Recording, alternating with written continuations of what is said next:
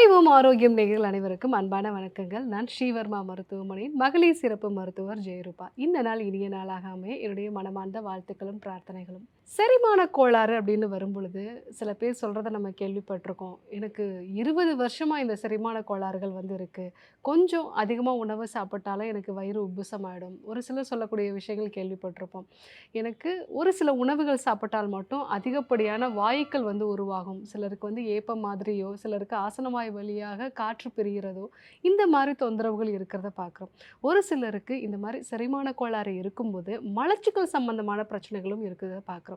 So இந்த மாரி வாயு தொல்லை, அதே மாரி ரொம்ப நாளா இருக்கக்கூடிய செரிமான கோளாறுகள், கூடவே அப்பப்போ இருக்கக்கூடிய மலச்சிக்கல். ஸோ இந்த மாரி பிரச்சனைகள சரி செய்யக்கூடிய ஒரு கஷாயம் எப்படி தயாரிக்கிறது? அத பத்தி தான் நம்ம இன்னைக்கு பார்க்க இருக்கிறோம். ஸோ முதல்ல இந்த வாயு தொல்லை அப்படின்னா என்ன பார்த்தீங்கன்னா, ஒரு சில உணவுகள் மட்டும் நம்ம உடம்புல, முக்கியமா நம்மளுடைய வயிற்று பகுதியில அதிகப்படியான வாயுக்கள உருவாக்கும். இந்த பிரச்சனை யாருக்கெல்லாம் அதிகமா வரும் அப்படின்னா, ரொம்ப நாளா அல்சர் சம்பந்தமான பிரச்சனைகளால பாதிக்கப்பட்டிருக்கிறது, இல்ல ஹெச் பைலோரி இன்ஃபெக்ஷன்ஸ் மாதிரியான தொந்தரவுகள், கட்டுப்பாடு இல்லாத சர்க்கரை நோய் இருக்கிறது, ரத்த அழுத்தம் ரொம்ப நாளா இருக்கிறது, இல்ல நிறைய மாத்திரைகள் எடுத்துக்கொள்ளக்கூடிய நபர்கள். ஸோ இவங்களுக்கெல்லாம் அவங்களுடைய வயிற்றில சுரக்கக்கூடிய இந்த செரிமான நீரோட தன்மை உணவ செரிக்கக்கூடிய அளவுல இருக்காது.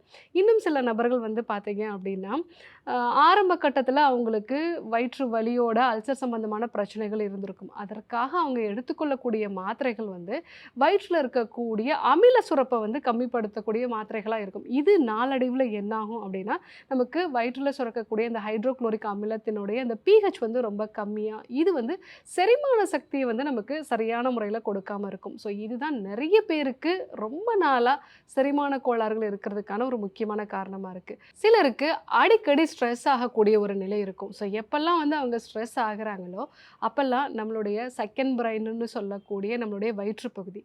இந்த வயிற்று பகுதியில தான் அதிகமான அளவுக்கு அமிலம் தூண்டப்படும். ஸோ இதனால என்ன ஆகும் அப்படின்னா, இனிஷியல் டேஸ்ல உங்களுக்கு அசிடிட்டி மாதிரியான பிரச்சனைகள் இருக்கும். நாளடைவுல அந்த செரிமான நீர்களுடைய அந்த pH குறையிறதுனால உங்களால சரியா உணவ செரிக்க முடியாது.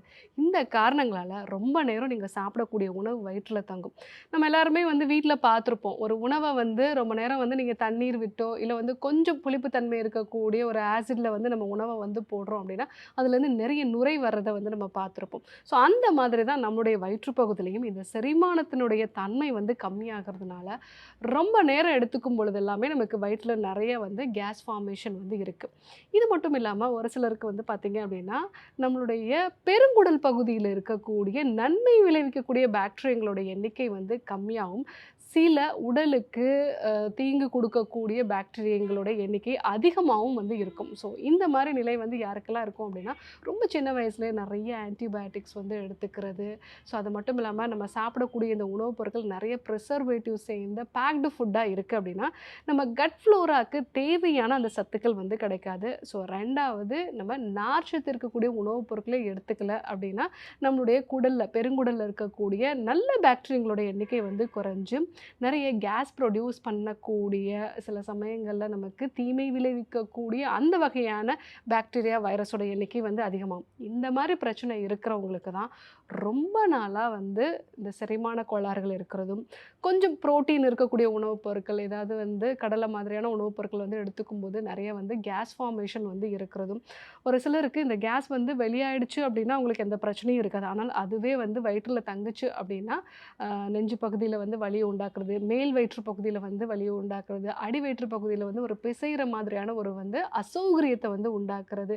ஸோ இதனால மலச்சிக்கல் சம்பந்தமான பிரச்சனைகள் உருவாகுது. இந்த மாரி நெறைய பிரச்சனைகள உருவாக்கும். ஸோ உங்களுக்கு இந்த பிரச்சனை நெறைய இருக்கு. நான் சாப்பிடக்கூடிய உணவுப் பொருட்கள் சாதாரண உணவுப் பொருட்களா இருந்தாலும் கூட எனக்கு வயிற்றில நெறைய வாயுக்கள் உருவாகுது. ஸோ இதனால ஏப்பம் நெறைய வர்றதோ, இல்ல ஆசனவாய் வழியா உங்களுக்கு நெறையா காற்று பிரியக்கூடிய ஒரு தன்மையோ, வயிறு உப்புசமாகிறது. இது சில சமயங்கள்ல வந்து காற்று வெளியாக முடியாமல் மார்பகங்களில் வலி உண்டாக்கி அடிக்கடி வந்து நான் இது ஹார்ட் அட்டாக்கோ அப்படின்னு நினச்சி ஸோ நிறைய சமயங்களில் இசிஜிலாம் எடுத்து பார்த்துருக்கேன். இந்த மாதிரியான பிரச்சனை இருக்கக்கூடிய நபராக இருந்தீங்க அப்படின்னா நான் சொல்லக்கூடிய இந்த 4 மூலப்பொருள்களையுமே வந்து நீங்கள் வீட்டில் இருந்தபடியே பொடி பண்ணிவிட்டு அது கூட வந்து தேன் கலந்து வந்து சாப்பிடலாம். இல்லைன்னா அதை நீங்கள் வந்து கஷாயமாக வந்து நீங்கள் ப்ரிப்பேர் பண்ணி சாப்பிடலாம். ஸோ இந்த கஷாயம் தயாரிக்கிறதுக்கு தேவையான பொருட்கள் என்னங்கிறத பார்க்கலாம். ஸோ முதல்ல ஓமம், அது கூட வந்து தனியா விதைகள், அதாவது கொத்தமல்லியோட விதைகள். ஸோ அது கூட வந்து நீங்கள் திரிஃபலா.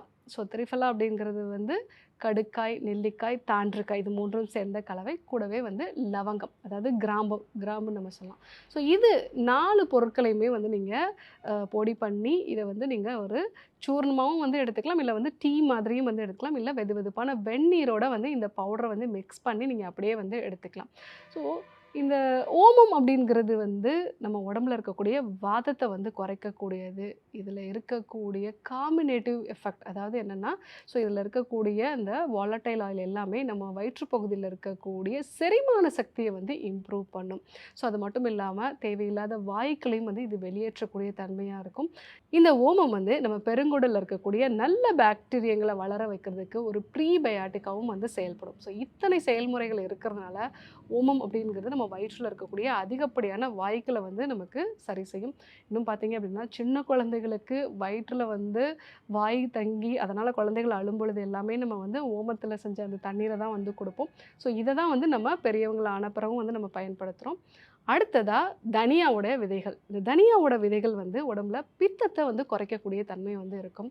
அது மட்டும் இல்லாமல் இது வந்து நம்மளுடைய செரிமானத்துக்கு தேவையான அந்த ஹைட்ரோக்ளோரிக் அமிலத்தோட அளவை வந்து அதிகப்படுத்துறது, டைஜஸ்டிவ் என்சைம்ஸோட அளவு வந்து அதிகப்படுத்துறது, பித்த நீரோட சுரப்பு தன்மையை வந்து அதிகப்படுத்துறது. இந்த 3 விஷயங்களையும் வந்து பண்ணுறதுனால தான் நம்மளுடைய உணவில் பிரதானமாக வந்து நம்ம தனியா பொடியை வந்து சேர்த்துக்கிறோம். ஸோ இதை வந்து நீங்கள் நாட்டு கொத்தமல்லி விதைகளை வந்து நீங்கள் வறுத்து இந்த மாதிரி பொடி பண்ணி வச்சுட்டீங்க அப்படின்னா உங்களுக்கு இந்த வயிற்றில் உண்டாகக்கூடிய வாயு தொல்லையை சரி பண்ணுறதுக்கு இது யூஸ்ஃபுல்லாக இருக்கும். அடுத்தது லவங்கம். இந்த லவங்கத்தில் இருக்கக்கூடிய யூஜினால் அப்படிங்கிற ஒரு வேதிப்பொருள் வந்து ஸோ வயிற்றில் இருக்கக்கூடிய செரிமான சக்தியை இம்ப்ரூவ் பண்ணும், நமக்கு பசி உணர்வை வந்து கொடுக்கும். ஸோ நம்மளுடைய இந்த பெரிஸ்டால்சிஸ் மூமெண்ட்டையும் வந்து இது இம்ப்ரூவ் பண்ணும். ஸோ அடுத்ததாக திரிஃபலா அப்படிங்கிறது நமக்கு லாக்ஸேட்டிவ் எஃபெக்ட் வந்து இருக்கும். எப்படி லாக்ஸேட்டிவ் எஃபெக்ட் வந்து கொடுக்கும் அப்படின்னா நம்ம குடலோட இந்த அசைவு இயக்கத்தை வந்து அதிகப்படுத்துறதன் மூலமாக, முக்கியமாக சர்க்கரை வியாதியினால் பாதிக்கப்பட்டவங்க, இரத்த அழுத்தத்தினால பாதிக்கப்பட்டவங்களுக்கு உங்கள் குடலோட அசைவு இயக்கம் வந்து ரொம்பவே ஸ்லோவாக வந்து இருக்கும். ஸோ அதனால தான் உங்களுக்கு அந்த சாப்பிடக்கூடிய உணவு வந்து 3 மணி நேரத்துக்கு பதிலாக 6 மணி நேரம் வரைக்கும் உங்களுடைய குடல் பகுதிகளில் இருக்கிறதுக்கான வாய்ப்புகள் இருக்குது. ஸோ இந்த திரிஃபலா எடுத்துக்கும் போது அந்த மாதிரி இல்லாமல் உணவை சீக்கிரமாக செரித்து வெளியேற்றக்கூடிய ஒரு அசைவு இயக்கத்தை வந்து இது அதிகப்படுத்தும். ஸோ அதனால் இந்த 4 மூலப்பொருட்களும் சேர்ந்த ஒரு காம்பினேஷனை வந்து நீங்கள் வீட்டில் பொடி பண்ணி வச்சுக்கோங்க. ஒரு சிலருக்கு சரியான பசியும் வந்து எடுக்காது. அந்த மாதிரி பிரச்சனை இருக்கிறவங்க இந்த சூர்ணத்தை இல்லைன்னா டீயை வந்து உணவுக்கு ஒரு அரை மணி நேரத்துக்கு முன்னாடி வந்து எடுத்துக்கிறது நல்லது. அந்த மாதிரி எடுத்துக்கும் பொழுது இதனுடைய முழுமையான பலன்களை வந்து பெற முடியும். ஸோ கண்டிப்பாக இதை வந்து ட்ரை பண்ணி பாருங்கள். இந்த கஷாயம் இப்போ எப்படி தயாரிக்குங்கிறத நம்ம பார்க்கலாம். ஸோ இந்த கஷாயம் தயாரிக்கிறதுக்கு தேவையான பொருட்கள் என்னங்கிறத பார்க்கலாம். ஓமம், தனியா, லவங்கம், திரிஃபலா சூர்ணம். ஒரு டீஸ்பூன் அளவுக்கு இப்போ ஓமம் வந்து நம்ம சேர்க்க போகிறோம். ஒரு டீஸ்பூன் அளவு தனியா சேர்க்குறோம். ஒரு டீஸ்பூன் அளவு திரிஃபலா சூர்ணம் வந்து சேர்க்குறோம். அரை டீஸ்பூன் அளவுக்கு லவங்கம் வந்து நம்ம சேர்த்துக்கலாம். இந்த கஷாயம் வந்து ஒரு 10 நிமிஷம் நல்லா வந்து கொதிக்கணும். இப்போ கஷாயம் வந்து ரெடி ஆகிடுச்சு, நம்ம அதை வந்து வடிகட்டிக்கலாம். இந்த டீயை நம்ம உணவுக்கு அப்புறமா வந்து எடுத்துக்கும் போது செரிமான கோளாறு, வாயு தொல்லை, மலச்சிக்கல் சம்மந்தமான பிரச்சனைகள்லேருந்து நிரந்தரமாக விடுபடலாம். இந்த இன்க்ரீடியண்ட்டெல்லாம் என்னால் ரெடி பண்ண முடியாது அப்படின்னு சொல்லக்கூடிய நபர்களுக்கு நம்மளுடைய மருத்துவமனையில் அமிர்தல்ஸ் கேப்சூல்ஸ் வந்து கிடைக்குது. ஸோ அதை நீங்கள் உணவுக்கு அப்புறமா எடுத்துக்கும் பொழுதும் வாயு தொல்லையை சரி செஞ்சுக்கலாம். கண்டிப்பாக இதை வந்து ட்ரை பண்ணி பாருங்கள். இன்றைக்கி வாயு தொல்லையை சரி செய்யக்கூடிய ஒரு டீ இல்லைன்னா வந்து ஒரு சூர்ணம் எப்படி தயாரிக்கிறது அப்படிங்கிறத நம்ம பார்த்தோம். ஸோ கண்டிப்பாக இது எல்லாமே உங்கள் வீட்டிலையே இருக்கக்கூடிய மூலப்பொருட்கள் தான். நீங்கள் ட்ரை பண்ணி பாருங்கள். இல்ல இதெல்லாம் என்னால வந்து தயாரிக்க முடியாது அப்படின்னா, நம்மளுடைய மருத்துவமனையில அமிர்தல்ஸ் கேப்சூல்ஸ் கிடைக்குது. ஸோ அதையும் வந்து நீங்க எடுத்துக்கலாம். ஸோ இந்த மாரி நீங்க எடுத்துக்கும் பொழுது, எந்த விதமான பக்க விளைவுகளும் இல்லாம உங்களுடைய செரிமான சக்திய வந்து இம்ப்ரூவ் பண்ணிக்க முடியும். ஸோ அடிக்கடி நைட்ல வந்து செஸ்ட் பெயின்னு சொல்லிட்டு டாக்டர போய் பார்க்கக்கூடிய அந்த மாதிரியான ஒரு நிகழ்வ நீங்க வந்து அவாய்ட் பண்ணிக்கலாம். ஸோ கண்டிப்பா இத ட்ரை பண்ணி பாருங்க. மீண்டும் இதே போன்று ஒரு நல்ல தகவலோட உங்கள சந்திக்கிறேன். நன்றி, வணக்கம்.